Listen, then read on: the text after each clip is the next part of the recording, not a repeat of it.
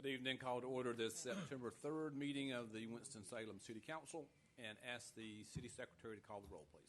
Councilmember Larson. Present. Councilmember Clark. Here.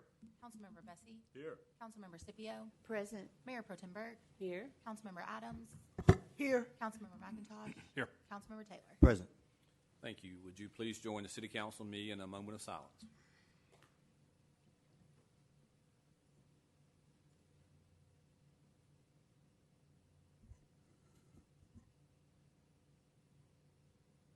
Thank you. And would you join the City Council and me in the Pledge of Allegiance? Pledge allegiance to the flag of the United States of America and to the republic for which it stands, one nation, under God, indivisible, with liberty and justice for all. Thank you. Our Sergeant at Arms tonight is Lieutenant John Morris. Lieutenant, someplace there. We're well represented anyway. So tonight's agenda of the City Council is comprised of the following items. We have 3 zoning petitions as well as an item related to the Greater Tabernacle Worship Center. The zoning petitions are listed as public hearings, and when each of these public hearings are called, persons in the council chamber will be given an opportunity to speak. If there is opposition to the zoning petitions, the proponents and opponents will each be given 15 minutes for presentations and 3 minutes for rebuttal. If no one wishes to speak, I'll close the public hearings and the City Council will consider the item. We're televising this meeting live tonight on TV 13, and it will be replayed tomorrow, Wednesday at 9:30 a.m., and again tomorrow night at 9 p.m. Of course, copies of our agenda as well as videos of the meeting are always available at the city's website, and just click on the Watch Meetings Online link. May we have item Z1, please? Item Z1, public hearing on zoning petition of Muhammad Azam and Efet Saeed from RS9 to NO. Property is located on the west side of Cole Road between Wotown Street and Sprague Street, located in the southeast ward. Planning Board recommends denial of petition. Recognize Councilmember Taylor. I believe Councilmember Taylor wants to continue this. Mayor, members of the council, I move that we continue item Z1, including the public hearing, to the City Council's October the 7th, 2019 meeting. Second. Is there a second? Any discussion? If not, all those in favor of that motion, please indicate by voting yes. Anyone opposed, vote no.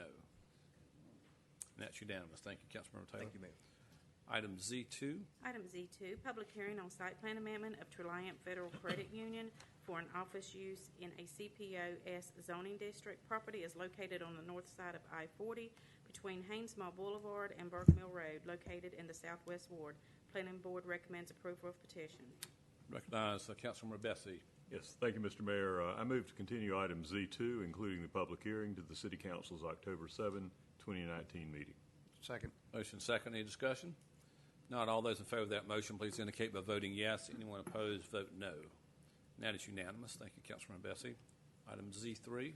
Item Z3, public hearing on zoning petition of Bobby Joe Carmichael and NCDOT from RS9 and CPOS to CPOS. Property is located on the west side of Burke Mill Road, north of I-40, located in the southwest ward. Planning Board recommends approval of petition. Recognize Councilmember Bessie. Thank you, Mr. Mayor. I move to continue item Z3, including the public hearing, to the City Council's October 7, 2019 meeting.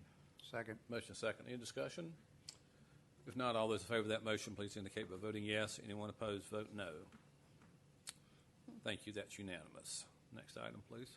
Item Z4, resolution modifying the resolution adopted on December 18, 2017, approving the release of the restrictions on the 1.5 acres of the 20 acres sold to Greater Tabernacle Worship Center and the grant to Greater Tabernacle Worship Center.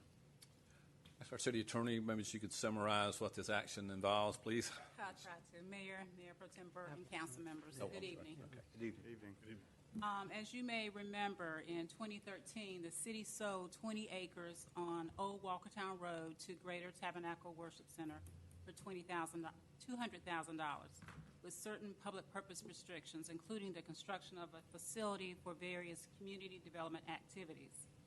The church borrowed the money, the $200,000, from First Citizens Bank to pay the city. First Citizens Bank placed a first lien deed of trust on the 20 acres plus the church's home. In December of 2017, the church asked City Council to release 1.5 acres of the 20 acres from the deed restrictions, so it could sell for $300,000 the 1.5 acres for the construction of a Dollar General, which the City Council approved, subject to the church paying the city the difference between the fair market value at that time and what it actually paid in 2013 on a per acre basis for the 1.5 acres. And essentially, the city said once the church pays the city that amount of money, which was roughly $285,000, the city would grant to the church the $285,000 for the construction of the facility and for the public purpose restrictions in the deed. The grant would be held in an escrow account until that time the facility was ready to be constructed. The escrow account had a term of basically 3 years. The proposed arrangement was moving as planned until it became apparent that First Citizens Bank, instead of asking for a pro rata amount for the release of the 1.5 acres from the deed of trust, asked for payment in full of the deed of trust. Payment in full is approximately $204,000. And so right now there's a need to restructure the arrangement with Greater Tabernacle Worship Center. Instead of giving them a grant for basically $285,000, the city is proposing, or what is being proposed, is that the city would take $204,000 of the $285,000 and pay First Citizens. And that would free not only the 18.5 acres, which is the remaining tract of land once they sell the 1.5 to Dollar General. It would free the 18.5, the 1.5, as well as the church's home from that First Citizens deed of trust. And in return for that, paying First Citizens, the city would take a first lien deed of trust on the remaining 18.5 acres. And then the difference between the purchase price and what is used to pay First Citizens would go into the escrow account to basically be used for the development of the property, for the facility, and the activities that was contemplated by the deed given to the church in 2013. So essentially, the city, instead of giving the church a grant of $285,000, is essentially giving the church a loan sufficient to pay off First Citizens, and would get in return for that loan a deed of trust on the property. And again, the balance, the difference between the purchase price and what it takes to pay off First Citizens would go into the escrow account, and the term of that escrow account would be for the term that the council gives Greater Tabernacle to build the facility and carry out the public purpose restrictions. Councilmember Burke. Well, thank you. If any of the council people have questions. Any maybe questions say- of the city attorney? Councilmember Adams and Councilmember McIntosh. Yes. And how long will this loan be for? Typically, it's 20 to 30 years, but I guess the other provision that I left out is that any payments under the loan would go into the escrow account, also the development fund, to be used to construct the facility and to carry out the public purpose restrictions. So Explain that again. Okay, it's a loan for basically $204,000. Yeah. We're taking $204,000 out of the $300,000 to pay First Citizens. In return, the city will get a deed of trust, a first lien deed of trust on the 18.5 acres. Under that deed of trust, the church would have to make payments.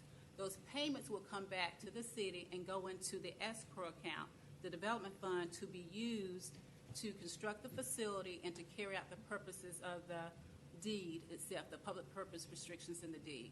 Because originally it would have been a grant to the center to carry out the public purpose restrictions. Since now it's a loan, those loan payments will go back into the fund to replenish the fund.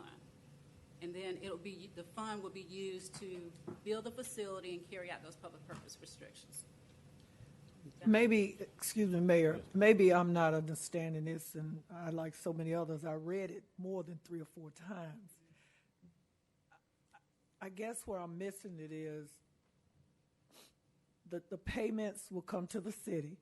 They'll be put in a development fund. Is that our community development fund or is that the church's development fund? It's an escrow account And- that the city is holding for the church to develop the property. So the money that they give us for the payments, we're going to give it back to them to build the facility. Yes, because originally, if you may recall, in 2017, the funds that were supposed to come to the city was going to be given back in the form of a grant. So now that it has to be used to pay for citizens, those payments that they're going to make back to the city for paying for citizens will go into the escrow account to fund that account so they can use the money to build the facility. Thank you. Which we're doing basically the same thing we'd agreed to some time ago, just a little different form. Councilmember McIntosh? So we're converting a grant to a mortgage, essentially, Essentially, that's what's happening. and then we're not going to see any. There'll be no proceeds going to the city. They'll go right back to the church, unless they default on the loan. Exactly. And so the difference is that we now have a position. The property comes back to us if that financial deal falls apart. We're actually in a more secure position now We're in a than we were more before. secure position. We already had the deed, restrictions in the deed that require the church to develop the property for certain purposes. Right. And by having this first lien deed of trust, then that puts everyone else on notice that if you want to loan the church money, you have to come to the city and get permission, and also get the city to subordinate, because otherwise you're going to be behind the city. Right. So it's converting a grant to a loan, which will eventually be used to build the facility as originally planned. Right. Is there any, has any appraisal been done on the balance on the 18.5 acres? Do we have any idea what the value of that property is? Not on the balance, but it's my understanding from talking to the developer who may have some interest in some additional land that maybe an acre could be sold for close to $400,000. I would suspect that with the Dollar General going there, that the balance of the property will be more valuable. Right. Okay, so we feel pretty comfortable we'll get paid out on this. I think so. Okay. Thank you. Thank you. Councilmember Larson had a question. Yes, we're dealing with 1.5 acres, and we're dealing with a different value between when we sold the property for $200,000, and now a parcel of that original sale, 1.5 acres, is being sold for $300,000. That's correct. And my understanding was that the difference in value between what the original sale price was and what we're selling it for right now, what is that value? It's roughly about, it comes to about $285,000. $285,000. And that money was initially intended to go back to Winston-Salem because of the terms of the original sale, that any increase in value to the property that's resold was to go where in the original conditions? Under the original conditions, the money was to come to the city. Right. Because they had to pay the difference between the fair market value and what they actually paid. Right. So it was originally slated to come to the city. So part of the difference here is that money that was originally would have come to the city is now being plowed back into the project of the church, basically, for their community center? Well, originally it was to come back to the city, but then in 2017, you all agreed to convert it into a grant to the center Right. to be held into an escrow account until they were ready to build. Right. So now, instead of it being held, all of it being held in an escrow account until they're ready to build, you're going to take $204,000 of that money and use it to pay for citizens. Pay off the loan. Right, and then the payments they make on the payments that the church makes to the city on that first lien deed of trust that the city will in turn get back will go to replenish that escrow account, that fund. So this is a no-interest loan? Is that It is. what it basically is? It is, because originally it was a grant to them. And so if it's a 20-year loan or mortgage or whatever we want to call it, and the escrow account, the balance is being held for 3 years to pay off to pay out the initial fund that's being created with the balance right now. What did you said? It was a certain Balance, the difference between the $204,000 Right. and the $300,000 is going to go into this escrow fund. the escrow account, And that this has escrow account will be held as long as council extends the terms of the restrictions in the deed. And right now, these restrictions will expire, at least they're supposed to comply with them, by August of 2020. but there is a provision to grant another 3-year extension, so it would go to August 2023. So it sounds like the mortgage is a lot longer than the escrow account is set up to handle. Right now, but council could come back and We'll have to come back and revisit that in a couple of years if there's no execution on the center. Exactly. Thank you. Councilman Clark? Yeah. Just cut to the quick here. The city's not putting any money in on this deal. There's $300,000 coming from Dollar General. Exactly. $204,000 is going to the bank to get it paid off, so now there's no outside liens on the property. So that leaves roughly $95,000.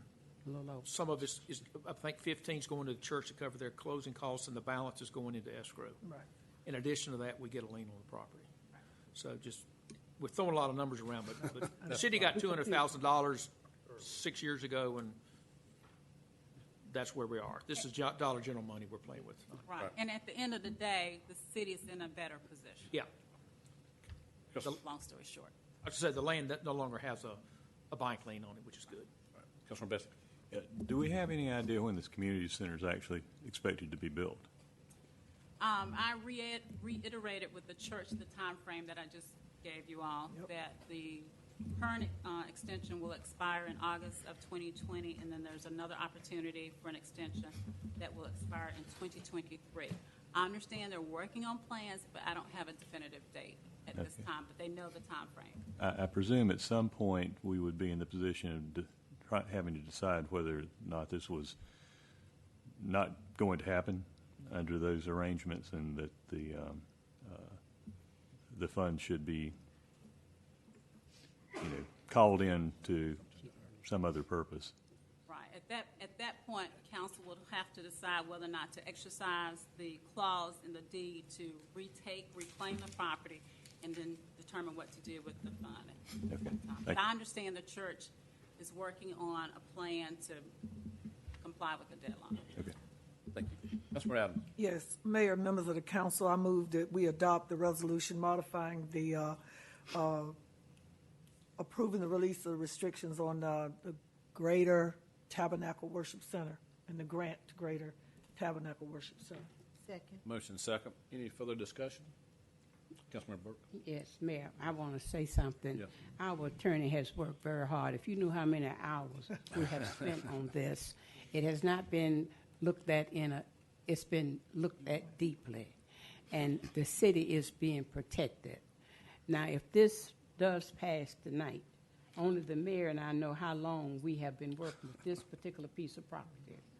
The property became more valuable when the state extended Carver School Road into Motor Road, and it makes better connections. So that piece of property that Dollar General is talking about, I also had a meeting with Mr. Evans to let him know nothing has to be in cement.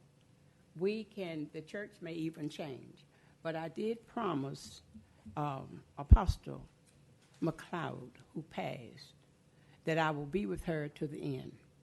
And I want you to know I got up out of my bed to come here this evening to make sure that I'm committed. But I would like for us to meet Mr. Hupsettler. He's out there. And may he just say a word. Yes, Mr. Hupsettler. He's the one going to make this project work. He's coming with money, with people with money. Would you like to say a comment, Mr. Hofstadter? Sure. If you would give your name and address for the record, please, sir.